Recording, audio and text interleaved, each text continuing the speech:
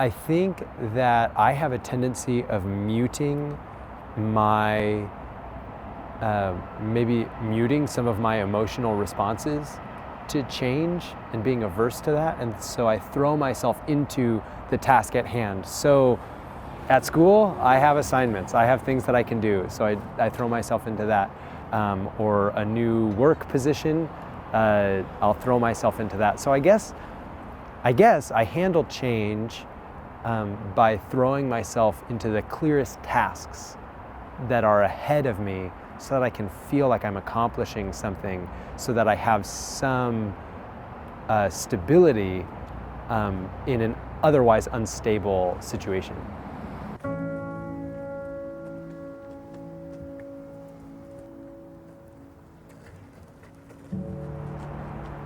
I think that I handle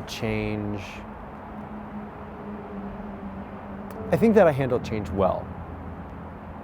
I enjoy change. Recently I've been thinking that there are two kinds of people in the world. There are people who like to stay home and find value in growing deep roots, and there are adventuring people. And there is not more value in one or the other, but I would like to be an adventuring person. And so I like experiencing new things and I guess being surrounded by some level of change. And so I don't feel emotionally averse to change, even though probably there is some aversion, maybe subconsciously. And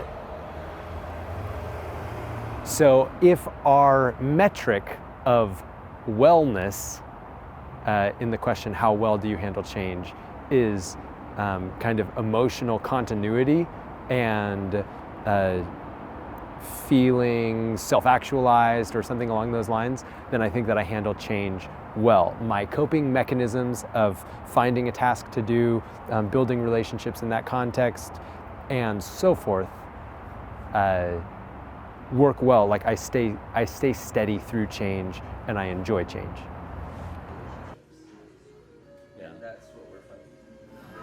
I remember the first few times driving up, there's like 4 gentlemen that were always consistently in the parking lot smoking prior to the worship service. I remember telling my wife, I said, who's the pastor of this church that lets people like smoke on campus, right? And I just thought, what's going on? And then right after the service was over, those same guys would be outside smoking again. And one day, after I'd been there a few months, I asked the pastor, I said, hey, Dale, what's up? What's with these guys, right? I mean, why are they smoking? What's going on? And I kind of more said it like, how's this happening, right? And so then he told me, he said, Ken, if you knew their stories, it'd be amazing. Their stories are amazing, right? You just have to know them, right? And so slowly with time, I started getting to know them, right? And I, set a time, I had kind of a morning breakfast with Demetrio, and I talked with him, and he shared with me his life, and how he had been near homeless, and he was selling flowers on the street corner, and the pastor and the elder came and met him on that street corner and invited him into church, and he had been coming to church. And how another gentleman was like a Satanist, and another gentleman was kind of really haunted with the memories of his time during the war.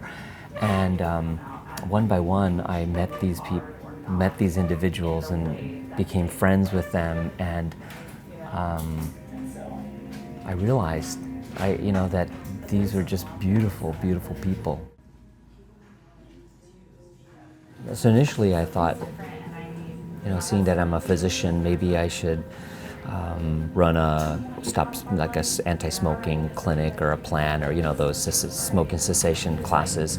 And so I started looking into that, and something just kind of held me back from it. And now looking back, I believe that God was holding me back. And I said, well, no, I mean, this is how I can contribute, and I was really thinking I should do this. And then one day, those guys weren't showing up anymore. And I went to them and I said, Demetria, what's going on? How come you guys aren't smoking out there? And he said, Ken, God just took it away from me just like that. He says, I don't have the desire to smoke anymore. And then I went and asked the other guy, I says, hey, why aren't you smoking out there? He says, I'll tell you what, I have no desire to smoke. And every single one of them had the same story that like God just took that desire right out from them. And I realized that, God did not need me like to do his work. And I think that he understood that in my pride that I would take the credit for myself, and that he said, Ken, I just want you to step aside and just kind of watch me work. And the 4 or 5 years that I was at the church, that was really the lesson that I learned, that God really taught me was, you don't have anything to offer these people at this church. I know that maybe you can preach or you can do something, but you know what? I just want you to sit down, and I want you to learn, and I want you to worship me. And that's what I learned. I learned that, we may think that we have so much to offer God and we have it all figured out, but time and time again, I've found out that God knows what he's doing, right? I would say that between like March and July in particular, but really quite frankly, even into the present, and it's towards the end of September right now, I have had people reach out to me on social media, particularly white individuals from all over the country, people I do not know, have never met in my life, write me on Facebook. A woman from Montana wrote me and was like, I have never heard anybody present the topic of race in this way, with this language, with this perspective. And now I actually do believe that police brutality is a problem. I really do think that we have a race issue in our country, and I previously did not think that. And I think that when I read that message, at that point, that's when I felt like, oh, God really is using you to change minds. Like, he's actively using you to change hearts. And I think for so many people feel like, man, that's not working. So the work that I'm going to focus on is legislation, or the work I'm going to focus on is, in communities or institutions or what have you. And they don't think that certain people's minds can be changed. And so they don't work for that. And I'm never going to tell people that that's what you have to do. I feel like you have to kind of find where God is leading you. But in this period, I have seen God show me, like, I have given you the skills and the ability to be able to get white people to genuinely rethink their understanding and their assumptions about conversations of race. And to be able to affect that kind of change, to me, has just been really eye-opening. I did not know that. I didn't expect that at all. And it's very humbling. And it's just very invigorating. It causes me to be like, I've got to say more. I've got to teach more. I've got to write more. I've got to get more out there so that people from all walks of life can begin to understand this differently. Because I don't feel like race is a black-white thing that only black people need to understand and then work for. Race literally exists on the continent of Asia. It exists on the continent of Africa. It exists in Europe. It exists literally all over the globe. Now, its manifestations look much different, but the reality is that its residue is still around. And so my thing is, it's like, man, any way that something that I said or something that I wrote or preached or anything like that can cause so many people from so many different walks of life to be able to understand their own context and to understand their own experiences and to see, man, this is why I was treated this way. Man, this is what God believes. This is what God intended. Man, now I see and understand differently. That's just my heart. That if I could put my heart into a box, that I just feel like that encompasses everything that I love. And I just love creating light bulb moments for people when I say something or they read something I wrote and they feel like a light bulb came on, and it's like, man, now I understand. Before I didn't really get it. Now I get it. Nothing and nobody changes on their own. And so either God is going to change you or he's going to use you to change something else. But it's always some kind of external energy. And that kind of work is difficult. It's not pretty work. It's laborious work. But I also feel like it's the most rewarding when you hear people respond and say, wow, you changed my mind on a perspective. Like, I never thought about it like this, or I never read this story from this perspective, or man, you really changed the way I look at things, or Claudia, you changed actual curriculum at school, or Claudia, you changed this community, right? Like, I feel like hearing that kind of affirmation and confirmation just lets you know that whatever work for change that you are doing is worth it. The world as it currently exists is not how God intended.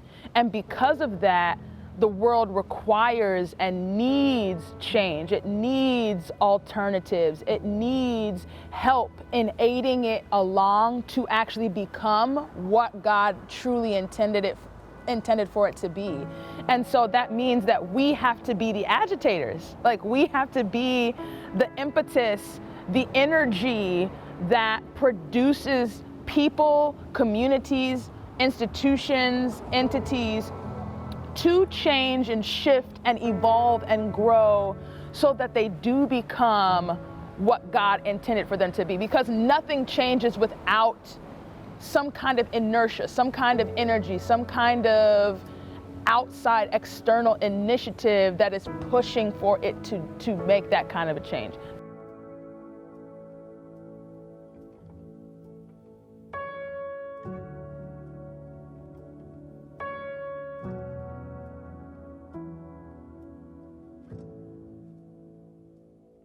So one of the things that I think this series does really well is highlight the complexity that is the human story.